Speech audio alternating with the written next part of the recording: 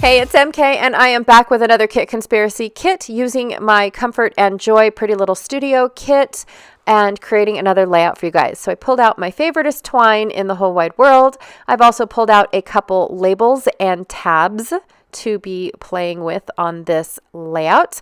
And then from the greenery kit, or the greenery set, I pulled out a bunch of the little cotton fluffs or cotton somethings, some green leaves and pine needles, some little stars and berries, the word joyful, and another little, I don't know, cotton ball cluster, some pine cones that I just thought was amazing. I could get 6 of these greenery kits and they would just be great. I also pulled out a bunch of banner pieces or words from the cut apart that I wasn't sure which one I wanted or which ones I wanted to use. I've got my fish and hooks, and then I have my plain fish, all from Some Assemblage Required. I have the links down below for those, and then I'm going to put them all back on my tray so they don't go flying around. From the shop as well, I have this awesome fishing pole cut file that has a lure on one side, the bobber, and all that good jazz. I've got 2 photos of the first catch of the day. He wasn't very they tossed him back.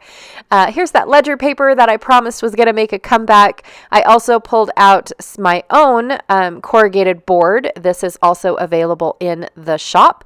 I've got 2 different sizes that I'll talk about later. And then I've got this wreath paper that I'm going to be playing with. I've decided that I'm actually going to cut out the center of this wreath paper and have my corrugated board peeking out in the back. The first thing I'm going to do, because like I said, I have 2 options available for this board in the shop, and they're measured by flutes, which is the height of the corrugated part. And this one is A, which means that it is 1/4 of an inch tall, and the other one is a B, which means that it's 1/8 of an inch tall. I personally like to smush down both of them. So it doesn't matter to me how tall they are or which ones they are. They're just, for the B flute, there's a lot more ridges, and the A flute has less ridges because of how many you can get on there because of the height, I'm assuming.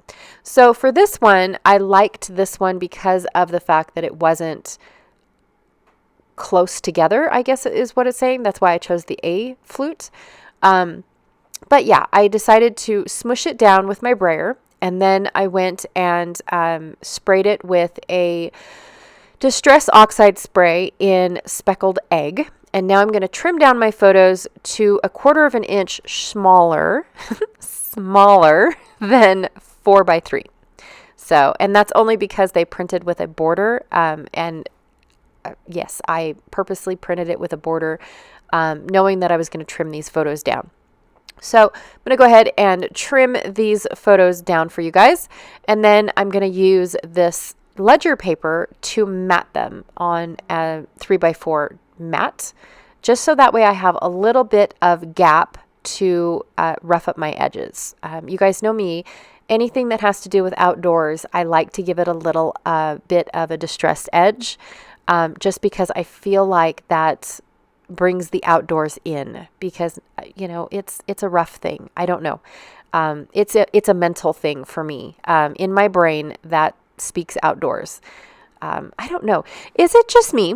And I mentioned this in another video, but does this give you guys like a chic feel? Like I don't know, like a country chic? I'm not sure.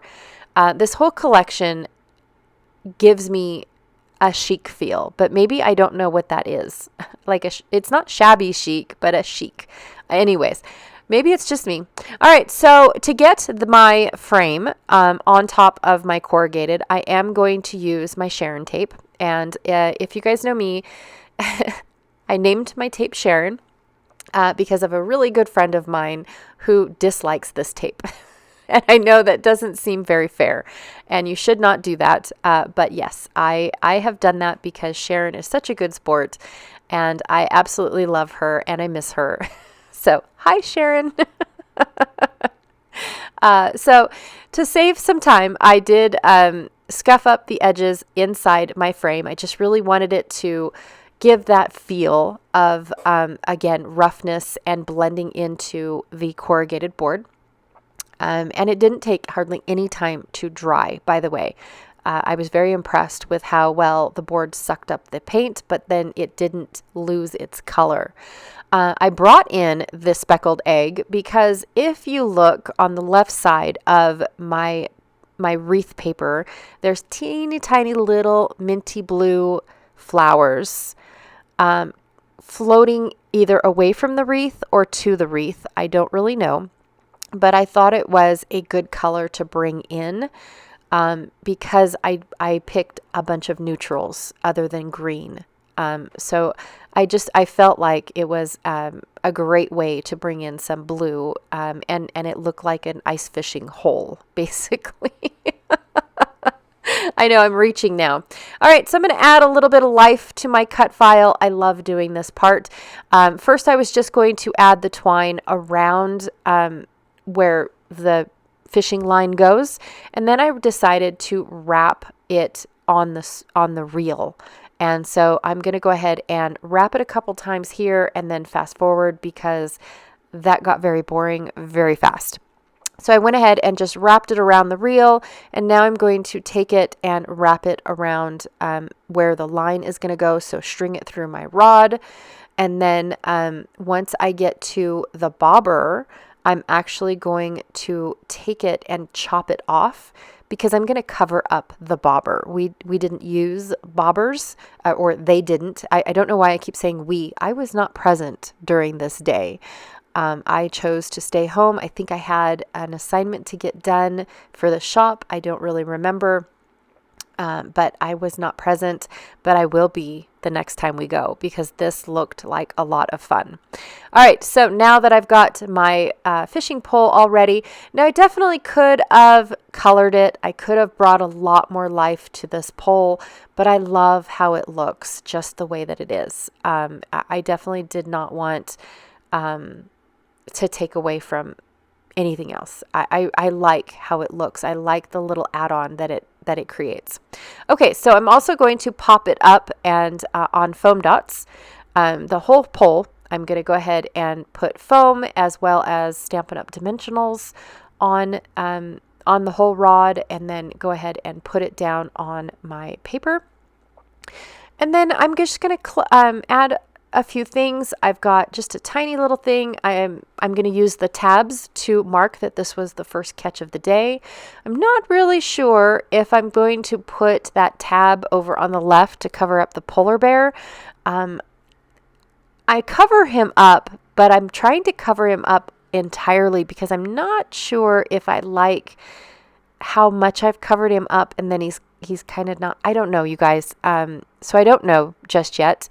I picked the little word piece that says good memories, and then I'm just going to create some swag going along the left side, up my pole and underneath the photos just a little bit. I'm going to cover up my lure with my journaling spot and then add the word joyful down below. And basically, yeah, just add a couple pieces here and there to fill in and have it go up my pole. Just for decoration, not anything else but decoration, if I'm being honest. My pole keeps wanting to slide down. I don't know why, but it definitely does keep sliding down. I like these little star pieces. I'm not really sure what they are, but they do add some interest because everything else is, soft edges and round edges and all that. And then you've got these stars peeking out. So I do like that. I am going to add a little bit of red to this layout. Not a whole lot, just a hair, with these two matching berries. So I've got those. And I think that's about it for what I'm going to add to this layout. So I'm going to go off camera and glue everything down. I thought about adding a wood, a wood fish, and instead I decided to take the masking off of my fish and hooks. Oh, I love this wood grain that these are made out of, you guys. It is a red oak, and the the grain is just beautiful. Oh my gosh. I don't know how to describe it, but it is gorgeous. All right, I went ahead and glued everything down off camera, and I'm going to go ahead and fill out my journaling spot. Oh my gosh, on camera, that's never happens. And then I share with you guys that I pulled out my only stamp that had a 2023 date on it, and all of my roller date stamps are out of date. I need to pass them on to people that have not scrapbooked the past, but I am all caught up all the way up to 2022, and I do not, this is my only stamp that has past 2020 on it, and so I definitely need to do that. It looks like it's going to deteriorate, if I'm being honest. It's an old Stampin' Up! One. And I don't know how long it's going to last, because it definitely looks like it's aged. Off camera, I do write that it was the first catch of the day, and I share the close-ups before I do that with you, or before I do write it down. But look at the gorgeous wood print on those fish. Oh my gosh. And I loved adding them into my little clusters. I just thought it was a good addition to a fishing layout. Anyways, thank you so much for hanging out with me today, you guys. I really, truly appreciate it.